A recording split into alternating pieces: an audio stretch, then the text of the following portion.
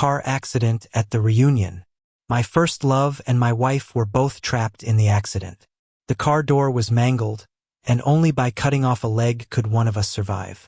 To save her white moonlight, my wife, who was the rescue team leader, chose to saw off my leg. She said, "Joshua is an actor. He can't live without his legs." I forced a smile. "I have a bleeding disorder. I'll die without my legs too." As Fiona was carrying Joshua to the hospital, I died in the ambulance. Half an hour earlier, the accident happened right after the class reunion. Joshua and I were in a severely deformed four-seat car. It required cutting off a leg to pry open the wreckage. The car could explode at any time. The rescue team that arrived was led by Fiona's subordinates. Torn between choices, they asked, "Captain, your husband isn't doing well. Should we save him first?" Fiona grabbed the electric saw, expressionless, and walked over to me. "Joshua is an actor. He can't live without his legs." The hard, cold saw blade pressed against my knee. I held Fiona's hand, tears streaming as I whispered, "I have a bleeding disorder. I'll die without my legs too." At that moment, I still hoped she had a tiny bit of feeling left for me. If not love, then at least some affection. But all I got in return was the excruciating pain in my knee. Without any anesthetic, Fiona used a buzzing electric saw to cut through my flesh and bone. Blood spattered into my mouth, mixing with my tears, tasting metallic and bitter. I almost passed out from the pain. Fiona's cold, indifferent voice echoed in my ears like a curse. "Tom, Joshua is an actor. Don't be so selfish."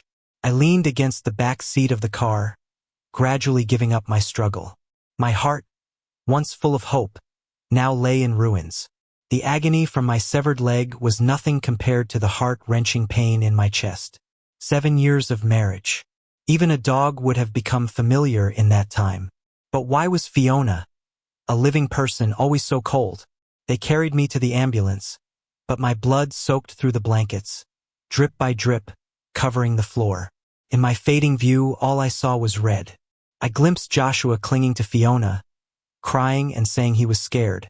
Finally, as Fiona helped Joshua onto another vehicle, I took my last breath.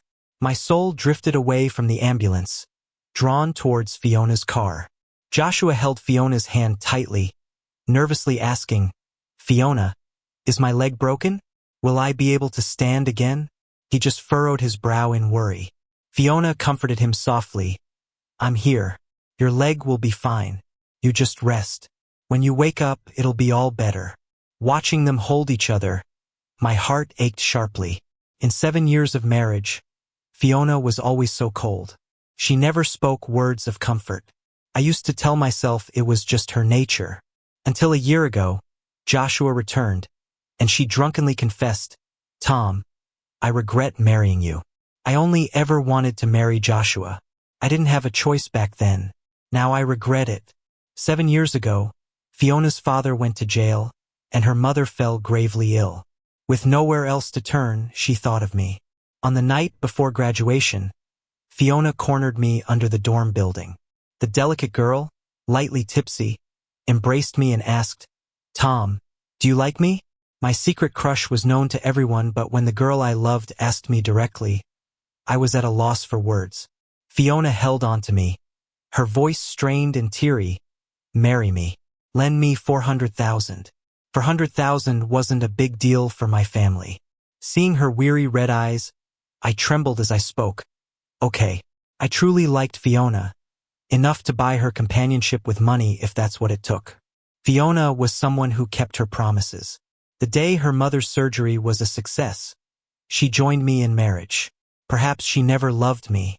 On our wedding night, Fiona didn't let me close. She faced away, staring at Joshua's photo, sleepless. I believed that living together day by day would eventually touch Fiona's heart.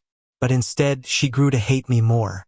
Like a blind person regaining sight, Fiona stood firm in the city, and I became a reminder of her desperate past. In her career, she soared higher and higher. To her, I was a festering sore hidden under her clothes, constantly reminding her of the days she had to beg and humiliate herself. She despised me, just as she despised her own past weakness and loss of pride. I guess now that I'm gone, she's liberated. Lost in my memories, my heart twisting with pain, I came back to my senses as Fiona helped Joshua into the hospital room. After checks, Joshua was fine, and Fiona's subordinate couldn't help but say, "Captain, maybe you should see your husband. He lost a leg, it's a serious operation." Fiona was about to get up. Joshua clung to her hand, his eyes red and pitiful. "Fiona, I'm scared. What if I wake up and my leg is gone? Can you stay with me?" he said, his tears falling silently, like a frightened sparrow. Fiona couldn't bear it. She gently tucked him in. "Don't worry. I'm here with you." The subordinate was anxious. "Captain, he's going into surgery. Shouldn't you go?" Fiona was embarrassed and angry. "What can I do there? Am I a doctor or a nurse? Can I perform surgery? Can I reattach his leg?" Each word struck deep into my heart, shaking me to the core. 7 years. Even a pet cat or dog doesn't take that long to find affection. I invested everything into maintaining this family, and yet it couldn't win me an ounce of her love. "Fiona, you're free now. No one will stand in the way of your true love." The frustrated subordinate walked away. Fiona's phone rang. It was mother-in-law. "Fiona, where are you? Come see Tom at the hospital." Mother-in-law was sobbing uncontrollably. Her words left me heartbroken yet tender inside. She always said her life was saved by my family, always going out of her way to treat me well. I promised to take her hiking next weekend, but I guess I won't make it. Fiona was about to speak when Joshua clung to her, tearfully saying, "Mom, there's an emergency at work. I'll call back later." Mother-in-law's plea went unanswered. Not that Tom had time to respond. Fiona just turned off her phone. I couldn't help but let out a bitter chuckle. See? Her love for him is deep as the ocean. It would actually be rude if I didn't die now. Joshua tightly wrapped his arms around Fiona's waist and lowered his voice to say, "Fiona, I truly envy Tom. He's got family and friends. Even his mom loves him. But I've got nothing. I've only got you. Please don't leave me." Fiona's hand raised and fell and finally rested gently on Joshua's shoulder. She stayed with him at the hospital for 2 days, clumsily yet carefully helping him wash his face and comb his hair every day. She even did his laundry. I felt like a thief, hiding in the corner watching my wife openly shower another man with affection. My heart was sour and bitter. There was a time I was burning up with a fever. All I wanted was a glass of water from Fiona. She refused. I hoarsely asked her why she couldn't be a bit nicer to me. She just said she was pampered as a kid and didn't know how to take care of people. But seeing her nervously serving him while searching for information online, I finally understood. She wasn't incapable of loving. She just didn't love me. On the 3rd day, my buddy Mike showed up with a death certificate to find Fiona. "You bastard," he shouted. "Tom's lying all alone in the morgue and you're cozying up here." The moment Mike came through the door, he slapped Fiona. She didn't see it coming. Finger marks instantly appeared on her face. Fiona gritted her teeth and held back. "Tom is your brother. Be mindful of your words," she said. "Is it right for you to curse him dead with every breath?" "Tom's your husband," Mike retorted, "and you've shown no concern for him while caring for another man. Is that right?" Without hesitation, Mike dealt another slap. Perhaps feeling she's been hit where it hurts, Fiona's face darkened with anger. "Enough," she said. "I'm only putting up with your nonsense because you're Tom's friend. Don't push it. I've saved too many lives and amputated too many limbs to count." Given the wound wasn't in a critical spot and with ambulances present, there was no way he'd die. Mike's face was streaming with tears. He picked up the half-empty water bottle on the table and splashed it across Fiona's face. "Fiona, whose wife are you anyway? Do you not know Tom has a clotting disorder? You think yourself pure and noble, trading Tom's leg for his life out of love. But what about Tom? What right does he have to die?" Fiona's face alternated between flushed and pale before she finally managed to squeeze out, "I'll get him the best prosthetic. I'll find him the best doctor." Mike, sobbing uncontrollably, suddenly pulled a knife from his bag. "Fine," he said. "I've got money. I'll get Joshua the best prosthetic, too. Right now, I'm gonna make him pay a leg for my brothers. Joshua, frightened, fell off the bed. Fiona shielded him, wresting the knife away with bare hands, then threw her bloodied phone over to Mike and shouted fiercely, "Enough! Even madness has a limit. Tom's been sending nasty messages to Joshua today. How could he possibly be dead?" In disbelief, I moved closer to peek at the blood-stained texts on the screen with Mike. "Stealing someone's wife, you scumbag. Why don't you just die? I'm miserable, you shouldn't be happy either." Line after line, all the messages were curses too nasty to read. I turned to Fiona, pleadingly pushing at her shoulders, trying to tell her I didn't send those texts. I'm already dead. How could a dead man send texts? Apparently upset because her beloved was insulted, Fiona was visibly angry. She took a deep breath. "You better stop these stupid tricks. He's my husband, and even if he lost a leg, I'd still take care of him for the rest of his life. When Joshua recovers, I'll take Tom to the best hospital in the country. I'll make sure his life is no different from anyone else's." Mike sneered cynically, uttering every word with tears streaming. "Fiona, stop acting. I'm afraid Tom finds it sickening down below." At these words, Fiona suddenly erupted with rage. She grabbed her phone and dialed the number sending those messages. "You just want me to call you out in person?" The call connected, but there was only silence. Fiona shouted angrily, "Tom, speak up. Keep pretending, and I'll divorce you right now." I gave a nonchalant smirk. "Sorry, this time you can only be a widow." Mike, fully enraged by Fiona, threw the death certificate at her face. "Fiona, it's laid out clearly in black and white, even signed by your mom. Open your eyes and look." My heart raced with anticipation. "Fiona, soon enough you'll know I'm truly gone." Mike was so furious his lips trembled, pointing at Fiona as he spoke each word. "Open your eyes wide. Look carefully. The cause of Tom's death was excessive bleeding due to a clotting disorder. Fiona, because you amputated Tom's leg, he died. You're the murderer." Fiona's face was somber. She snatched up the crumpled death certificate. Her eyes intensely focused on the sparse words on the paper like she was trying to squeeze out a secret. Joshua poked his head out from behind Fiona, looking guilty. "Fiona, it's all my fault." He hugged his slender shoulders, sobbing desperately. "Tom must be mad at you. He bought that death report online to trick you back. Go back. Don't worry about me. I'll be fine. It's hard on your mom having to worry at her age." Predictably, his few words made the originally wavering Fiona grow furious. Fiona ripped up the death certificate angrily. "Tom's really gotten smart," she shouted. "Even learned to get fake proof to trick me. Just what do you take my mom for? When your maid learned she was kind-hearted, you forced her to help you lie like this. I never should have saved him. I should have let him be stuck on that mountain to think about how to be a good husband." Word by word, everyone cuts deep. Turns out when your heartache reaches the limit, you end up laughing. But the more you laugh, the more the tears just fall into your mouth. "Fiona, I didn't get to learn this in this life, and I don't want to try again in the next." Mike stared at Fiona in disbelief.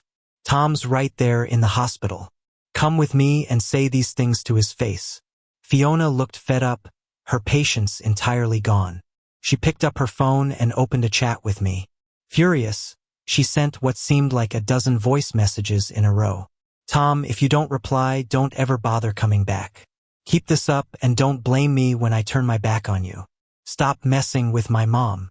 How long are you going to keep this up? I regret marrying you. If I knew you were like this, I would have ended things sooner." Fiona's eyes were red, her chest heaving. The ever-calm Fiona had lost her composure because of me. Too bad she'd be disappointed. I'm really dead. She can't threaten me with divorce anymore. Mike stood by, witnessing Fiona's breakdown, his anger turning to mockery. After a moment, he spoke coldly, "Fiona, just leave. Don't mess up Tom's path." With that, Mike left, completely let down. I pitied Mike's exhaustion, yet my soul couldn't help but follow Fiona. She shot daggers at Mike's back and then comforted Joshua softly before sneaking out the door. Her steps were light, occasionally bringing out a phone I'd never seen before, sending messages. No wonder I could never get in touch with Fiona. She had a backup phone I didn't know about. Soon enough, I found out why she left the house. Fiona parked her car at a well-known tailor shop. "Hi, I'm here to pick up the suit I ordered last month." The salesperson smiled, pulling out an exquisite, luxurious handmade suit. "Fiona, the size you wanted. Would you like to try it on?" Fiona smiled, casually measuring with her hand. "No need. Fits perfectly." I drifted behind her, my heart aching until it was numb. 7 years of marriage, and she never remembered my birthday or our anniversary. She never knew my clothing size, shoe size, or interests. Even when I asked her in advance to get a gift, she'd just transfer me some cash. Yet now, with just her fingers, she knew another man's size by heart. She hadn't changed. She just never loved me. She had them wrap it up carefully, then drove to a nearby dessert shop. Fiona, who never liked sweets, leaned over the counter, seriously eyeing the cute pastries she used to scoff at. "Got anything low sugar? And no mango. My boyfriend's allergic." Fiona's voice was gentle, and the staff praised her for being so considerate and attentive. My heart twisted, the pain nearly causing me to pass out. She left with the beautifully packaged afternoon tea treats, eager to get back to the hospital. I sat in the back of her car, watching her carefully hold the box as she drove. My heart ached so badly I could hardly breathe. Halfway there, Fiona hit the brakes, frowning as she looked to her right. I followed her gaze and saw two of Fiona's college friends, Sunny and Lily, buying wreaths at a roadside paper shop. "What's going on?"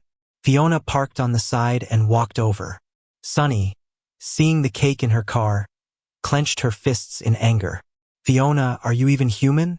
Tom's having a funeral and you can't even show up, but you have time to buy someone a cake." Lily eyed Fiona coolly, following Sunny's lead. Fiona's face was hard to read as she restrained her anger. "It's one thing for others to help Tom lie, but you two too? What did Tom offer you all, for everyone to help him act out this charade?" She yanked a wreath from the ground. "You've even got these ready. Are you trying to make a bigger scene? Need to plaster it everywhere in the news?" Whack! Before she could finish, Lily suddenly slapped her. Blood trickled down from Fiona's lip. Her eyes showed a fleeting panic. Lily was our mutual friend and was always level-headed, never joking around. As if trying desperately to reason it away, Fiona started fumbling with her phone, trying to call me. "He was just texting Joshua today. How could Tom be dead? You all must be trying to trick me." Lily couldn't hold back anymore, grabbing a paper doll and hitting Fiona with all her might. "Did you see Tom send those texts? Did you hear him say it outright?" The bamboo skeleton cut Fiona's brow. Lily hit with full force. Blood streamed from Fiona's brow down her face. In school, Fiona was always the center of attention. No one had ever treated her like this. But even with blood running into her eyes, Fiona stayed silent. She looked like a soulless shell, her face blank and lost. Red-eyed and frantic, Fiona incessantly dialed my number.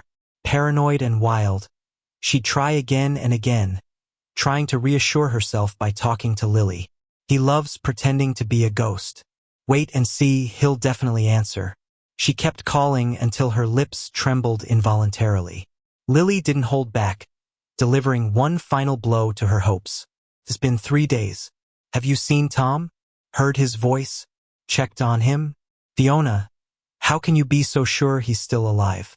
Fiona looked like she lost her soul, collapsing onto the driver's seat. For 3 days, I used to be clingy, texting her every morning and night, even if she never replied. But now, nothing for 3 whole days. That was unheard of before, especially since Lily doesn't lie.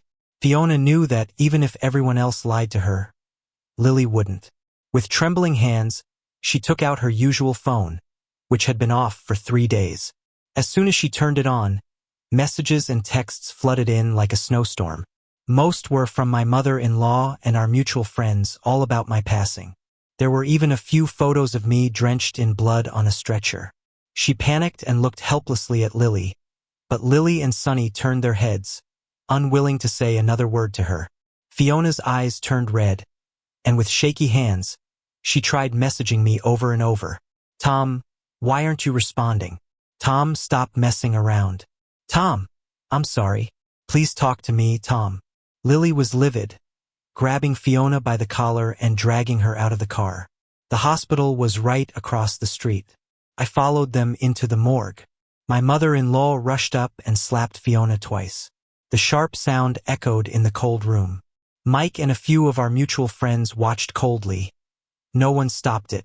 Suddenly, I felt a sting in my nose. My parents passed away a few years ago, and I thought no one would care if I died. My mother-in-law cried while dragging Fiona down to the floor next to my body, screaming, "For 3 days, where the hell have you been? Tom's lying here all alone. Where were you?" Fiona, full of tears, knelt on the ground, not daring to speak. My mother-in-law kept asking, tearing Fiona apart with each question.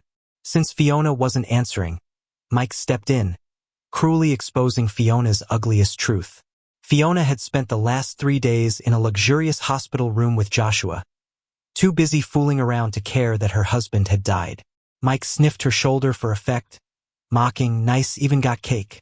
Smells real nice." My mother-in-law staggered, nearly fainting, clutching Fiona's collar, trembling.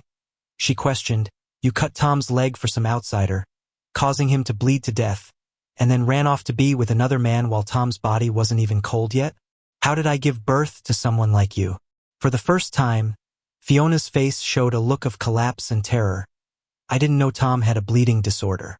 With a slap, Mike hit her. "What do you know? As Tom's wife, what do you know? Speak up." Fiona had nothing to say.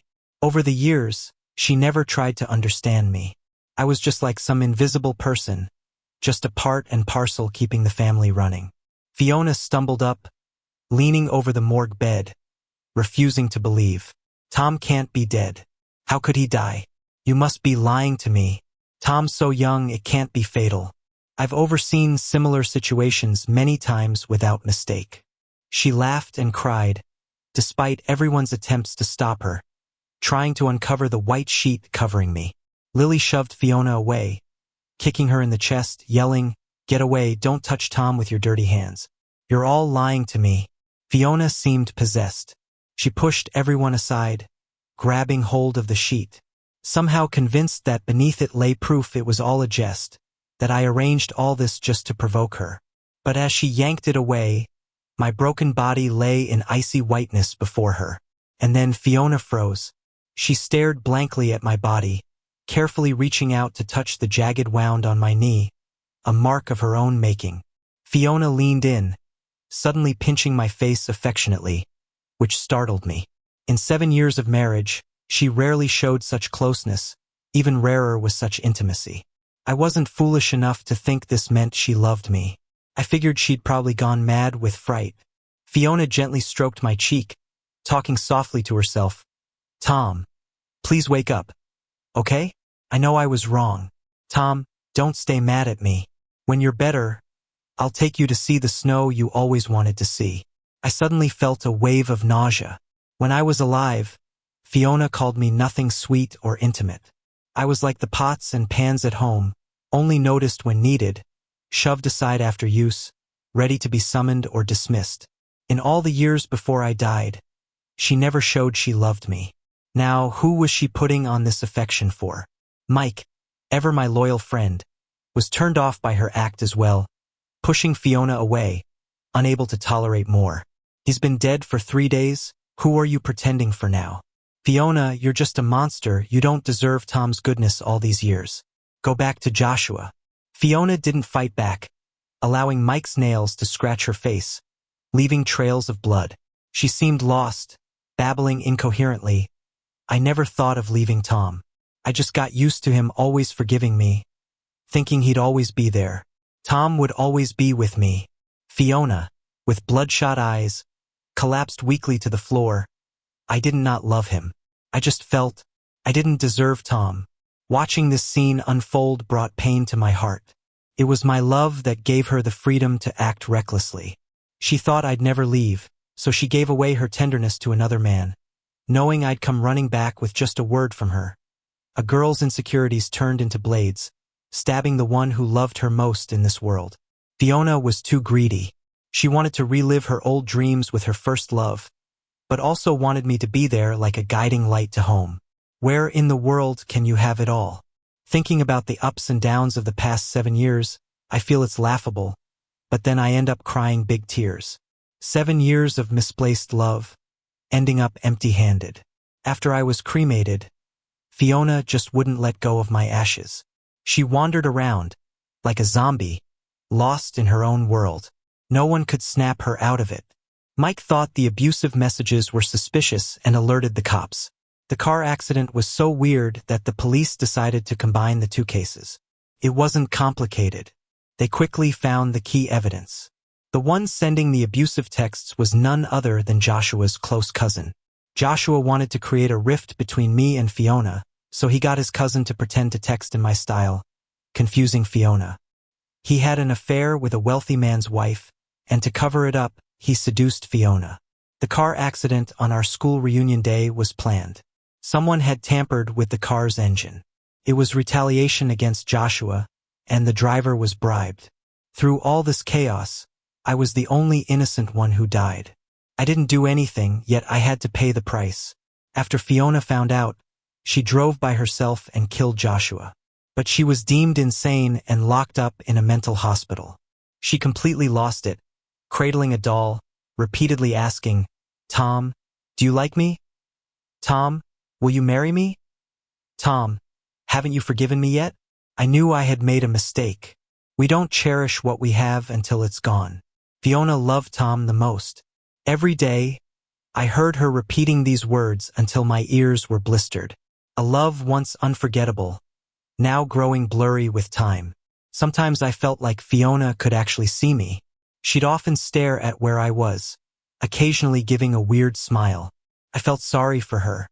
Other times I just felt anger. "Fiona, once it's spilled, you can't gather water. Don't you understand?" The following year brought a heavy snowstorm, and Fiona died. I had just gone to visit her mother's house for a bit.